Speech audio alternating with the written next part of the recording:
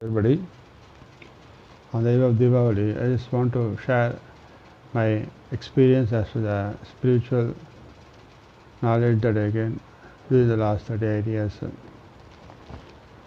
When I first went into Samadhi Dhyan in 1983 when I was 20, at the time I learned this advanced Siddhi from Maharishi Ashram. When I went into the deep meditation and Samadhi Dhyan, the first question that came inside me is, who am I? What is the purpose of this birth? What is the path I have to choose? So, to find answer for these three questions, I've been struggling for many years. I tried to find solution for this, and I couldn't get a right answer for this. I went to Himalayas also, but to seek a answer from any guru, and I couldn't find any answer from any right person for this answer. One day when I was going on a deep meditation asking how to get answer for this, where to find my guru, suddenly in the morning, early morning, I had a thrash on my face from inside, and I just wake up and saw. Then a voice came from inside. That's the called voice of the inner self. It said, "You fool! When I am very much inside you, you are searching for guru outside. I am Atma Guru of yours." So when he said that point, then I asked him the first question, who am I? Then he said, you are Atma. So tell me, what is this body, what is this Atma? See, Atma is infinite, belong to infinite dimensions. It's a so Atma cannot do anything on its own. It needs a body to carry on the duties. But why this body is needed for it? Because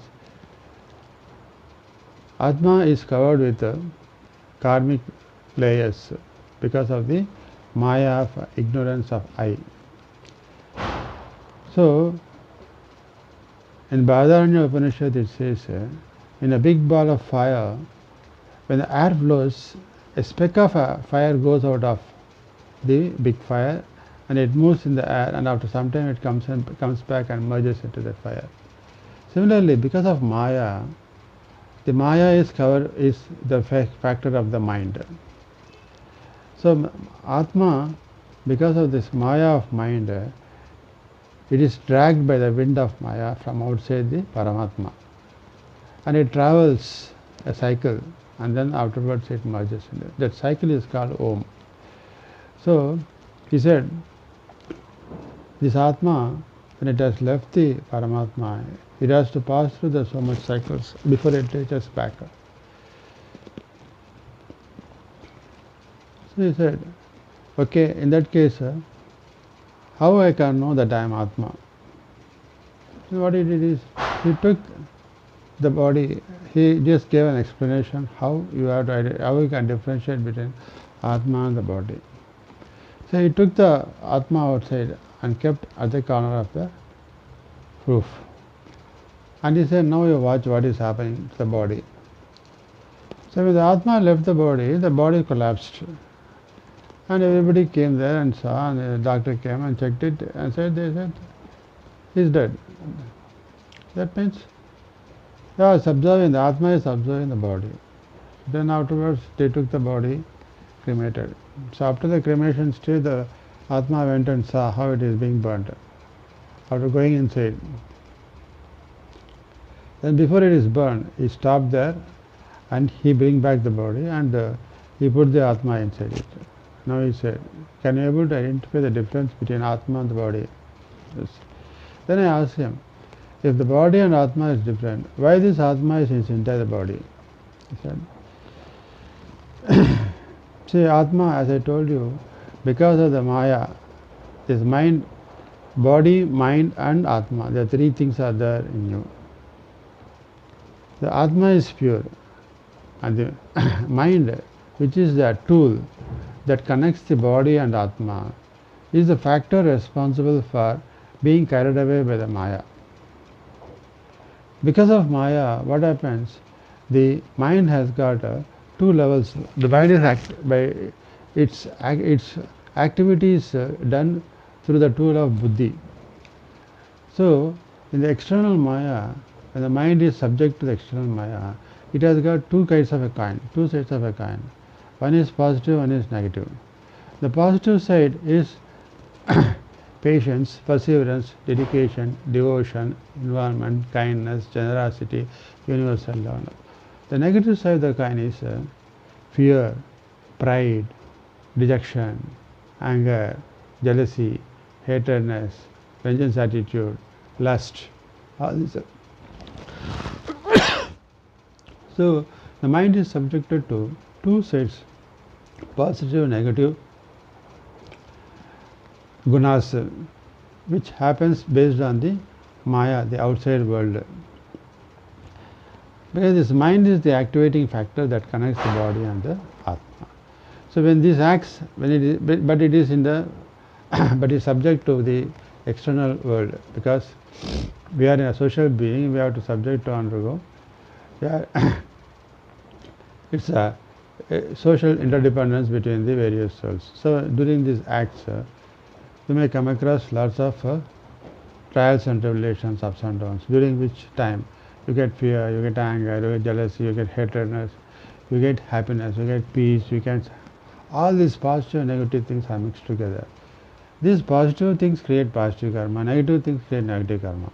Karma is action. For every action there is an equal and opposite reaction. Then what happens? When action is done, the karmic layer is born. So when you take birth, at that time you take a birth in a particular family which is based on your past life karmas. How much what type of karmas you accumulated, what type of positive karmas, what type of negative karmas you accumulated, that you bring to this body. So your body is based on the past life karmas. So during this life, you just start releasing each karma based on the duties which you come across in your life. This karma is released right from birth to death. We have our duties at each stage of life to each of the atmas with whom we are bonded. He said, based on this connectivity with other atmas, based on your personal duties in this life, when you do these duties, each karma will get released. But in the path, what happens? You may be subjected to various ups and downs. In the process, instead of releasing the karmas, you may add karmas also. So, based on the karmic factors, this body is decided, and whatever you are facing in this current life is based on your past life karmas. What is that you have to learn is you should not accumulate new karma while doing the past life, while releasing the past karmas. For that, what is needed is you have to attain the maturity of mind. What is positive, what is negative, you have to differentiate. And whenever you face events, you have to see what is positive. Accept it, just don't get attached. When you get success again and again, the pride starts coming inside you, the negative factor. You should see that there is no pride. Similarly, when you face failures, you get dejected, you get dejections, and you may go to the extent of. You should not get attached. You have to realize the truth. Both are positive and negative karmas which you have to release in this life. And that is the truth he explains. So, why this Atma is inside the body is just to release all the karmas. And while releasing the karmas, you have to ensure that your mind doesn't get excited or dejected and under all circumstances. Whatever comes, accept. Whatever people coming inside you is inside your karmic factor at any point of time. It is just sent by God for releasing your karmas. So you should not get attached with Atma. You should not get attached to actions or reactions that is accumulated, accompanying that action against that Atma, for or against that Atma. So just do the duties whatever possible, just release your karmas. So what is that I realized is, I am Atma, I am not the body, I am Atma. But Atma, the entire universe, all the human beings, they got only one name, that is called Atma. But if everybody we call by Atma, then we cannot identify, because this Atma is inside this body, and to identify each Atma by that body, the body is given a name. The Sridhar is a name for this body, but the real name is Atma. So it's that Sri and Atma, they are mixed together, and he said that Sri Atma is the voice of Sridhar, the voice of the inner self of Sridhar, that is called Sri Atma. He said this one. So every human being, whomsoever, not only human being, in the cow there is Atma, and there is Atma. Atma is inside. So the body is identified by the nature of form, cow, ant, buffalo, lion, tiger. This is the body, and whereas the Atma is same in all. And each level of stage, each form of body is there. You are a human being. It's a very noble that you have come to the level of human being, because the next level is God. So one has to aim to attain the God by thinking of Him and going towards Him, not on the backward direction, seeing the animal life and focusing on the animal instinct. Animal instinct leads to the negative characteristic features of mind, whereas the thinking of God, it will take you to positive factors in you that brings in peace, happiness, contentment, all these things. That is pertaining to godly nature. So when having promoted to plus 2, you should think of going to graduation, now to 10th standard. So naturally it is not done, but thing is, you have to, but for that you need to put efforts to realize the God. That's what he said. So each and every human being is, the name is called Atma, and we have just come to the world to release our karmas. Sri Chakra, Mahavishnu, even he kept, it rotates in this direction, which shows he is the operation person. He operates to release our karmas. That Sri Chakra is rotating the anti-clockwise direction. So this is, so clockwise direction, whereas we are added karmas in the anti-clockwise direction, so we have to release by clockwise direction. He is the operator, he releases our karma, and for releasing the karma he is supported by Lakshmi, means wealth. So before that the Brahma is created, and after creating he is first giving the object of Saraswati, who gives knowledge to us, who gives qualification to us, and with operation for which money is there, which is given by Lakshmi. So while doing this, the Shiva gives the destroyer, extractor, generation. God means generation, operation, destruction.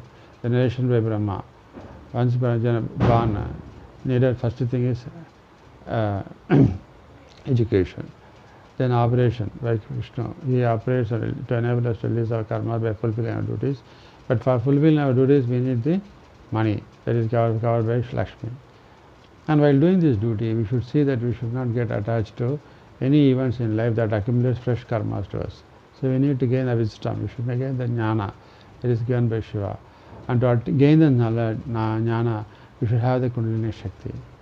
So Kundalini Shakti, the Shakti, when you awaken it destroys the ego. But the ego cannot be destroyed, because if you see in the Kali, she is having the Trisulam and directing against the, she holds the legs and the Rakshasa and keeps the Trisulam on towards him. If you see, he is not found to be dead, because that shows the ego in us cannot be killed. According to the situations, the ego awakens in us. So using the Kundalini Shakti, we should drive our energy to keep that ego away, to keep all the evil things away from us. So for which you have to awaken the Kundalini Shakti and see that you gain the divine knowledge in you, divine experience in you, divine gunas in you, so that your evil gunas, evil knowledge, everything is completely vanished. And at all times you remain cool, calm, collective, and move in the divine, peaceful, patient way, and see that you fulfill all your duties.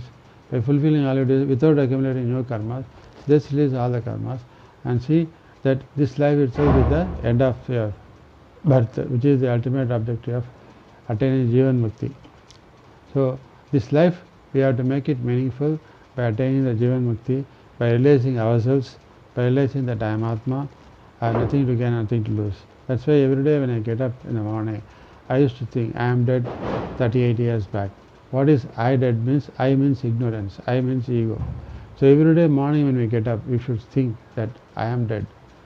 I means ego is dead, not the body or not the Atma. And the ego is cleared.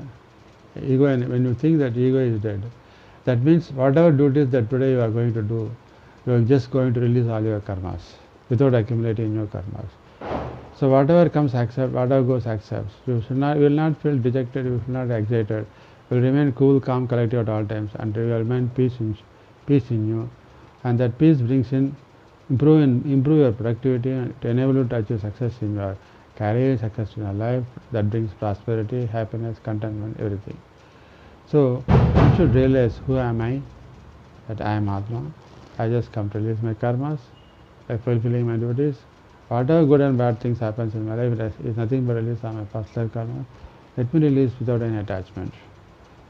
By which you have to awaken the Kundalini Shakti in you. See that you release all karmas and attain moksha in this life itself. Thank you.